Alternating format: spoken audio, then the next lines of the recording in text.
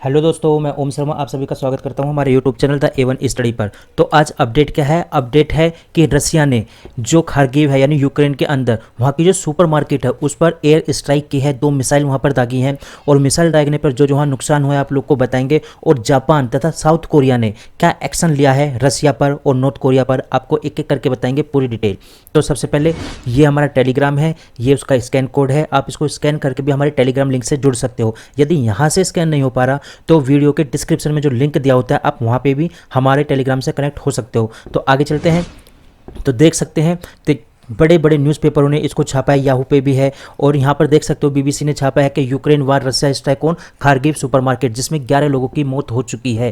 क्या क्या अपडेट है बताएंगे आप लोग को। तो आप लोग यहाँ पर देख सकते हो ये बीबीसी ने जो छापा है कि रसिया ने स्ट्राइक की खार्किव सुपरमार्केट पर, जिसमें 11 लोगों की मौत हो चुकी है। आप देख सकते हो इतना धुआं हो चुका है, ये वहाँ की मीडिया है जो बता रही है, आप पीछे देख सकते हो। जो एयर स्ट्राइक की गई है उन एयर स्ट्राइक से सारी की सारी मार्केट तबाह हो चुकी है। इसमें बताया जा रहा है यूक्रेन के प्रेसिडेंट है जेलेंस्की, उन्होंने बताया कि 200 लोग थे जब एयर स्ट्राइक हुई सुपरमार्केट के अंदर, 200 लोग थे उस समय, जिसमें से 11 लोगों की मृत्यु हो चुकी है अब तक। लेकिन अभी और भी अपडेट आएंगे इससे संबंधित।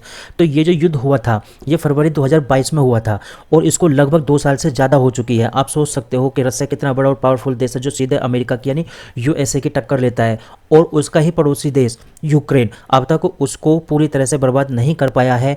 इतना ताकतवर होते हुए क्यों नहीं कर पाया? क्योंकि यूक्रेन के पीछे सपोर्ट किसका है? यूएसए और यूरोपीय यूनियन का पूरा सपोर्ट है। तो आप समझ सकते हो क्योंकि हथियार जो सप्लाई किया जा रहा है यूएसए की तरफ से ही सप्लाई किया जा रहा है। और ये युद्ध हुआ क्यों था तो आप लोग समझ सकते हो, ये सबसे बड़ी प्रॉब्लम थी नाटो की प्रॉब्लम। आगे बताऊंगा आप लोगों को नाटो क्या है, क्योंकि यूक्रेन नाटो के अंदर शामिल होना चाहता था और ये नाटो 1949 में स्थापित हुआ था। और ये स्थापित ही इसलिए हुआ था जो रसिया है उसकी जो क्षमता है उसको रोकने के लिए, रसिया को पूरी तरह से अलग करने के लिए यूरोप से। और ये जो यूक्रेन है यूरोप का बिल्कुल वही पार्ट है जो रसिया से कनेक्ट होता है, पीछे जाके आप लोगों को बताएंगे। वैसे ये जो स्टार्ट था युद्ध 2014 में हो गया था, लेकिन ये छद्म युद्ध था, मतलब धीरे धीरे चल रहा था, पूरी तरह से नहीं था। तो आगे चलते हैं इसको।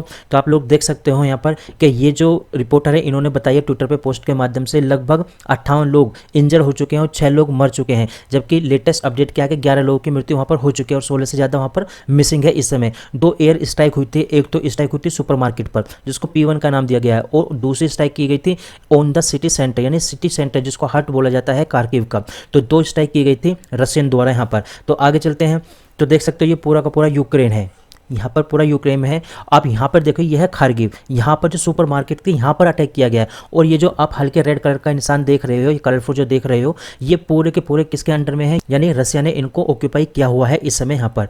आगे चलते हैं। यदि इसको अच्छी तरह से समझा जाए तो आप सबसे पहले ये चीज़ देखिए, ये जो ब्लू कलर है आप समझना ये किसके? यूक्रेन के अंडर में है, और जो हल्के ऑरेंज कलर दिख रहे हैं आपको ये रसिया के अंडर में है। आप देखना सकते हो कि रसिया ने पूरे यहाँ तक कि यूक्रेन को कवर कर लिया है। पहले इतना था ये यूक्रेन के कब्जे में था, लेकिन अब पूरे के पूरे ये वाले हिस्से तक कवर कर लिया गया है। ये पहले हिस्सा यूक्रेन का था, ये जो आप ब्लू कलर देख रहे हो, लेकिन वास्तव में ये जो कब्जा हो चुका है यहाँ पे रसिया का हो चुका है। तो आगे चलते हैं। अब जापान और साउथ कोरिया ने क्या एक्शन लिया है आप सबसे पहले ये चीज़ देखिए। जो जापान और साउथ कोरिया है उन्होंने एक्शन लिया है नॉर्थ कोरिया का जो ट्रेड हो रहा था आर्म्स यानी रसिया और नॉर्थ कोरिया के बीच में जो हथियारों की डील हो रही थी उस पर एक्शन लिया है। जो कंपनियां इनको हथियार प्रोवाइड कराने में मदद कर रही थी उन पर एक्शन लिया गया है।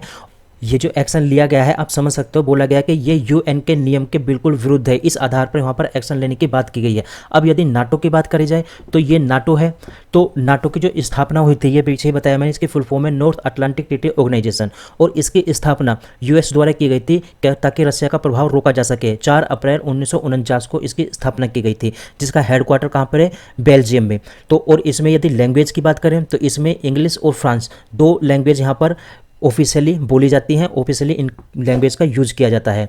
तो आप लोग यहाँ पर देख सकते हो। तो मेरा आप लोगों से क्वेश्चन ये है कि क्या अमेरिका यूक्रेन वार के लिए जिम्मेदार है? क्योंकि अमेरिका खुद चाहता था कि यूक्रेन नाटो के अंदर आए और रसिया बिल्कुल नहीं चाहता था कि उसका पड़ोसी देश यूक्रेन किसके अंडर में जाए? नाटो के अंडर में जाए या नाटो का सदस्य बने, क्योंकि कभी रसिया का ही पार्ट था यूक्रेन। तो आप कमेंट में जरूर बताना क्या अमेरिका रिस्पॉन्सिबल है इस युद्ध के लिए जो इस समय यूक्रेन में हो रहा है। तो हमारी अपडेट यहीं तक थी, आप लोग कैसे लगी जरूर बताना। Thank you.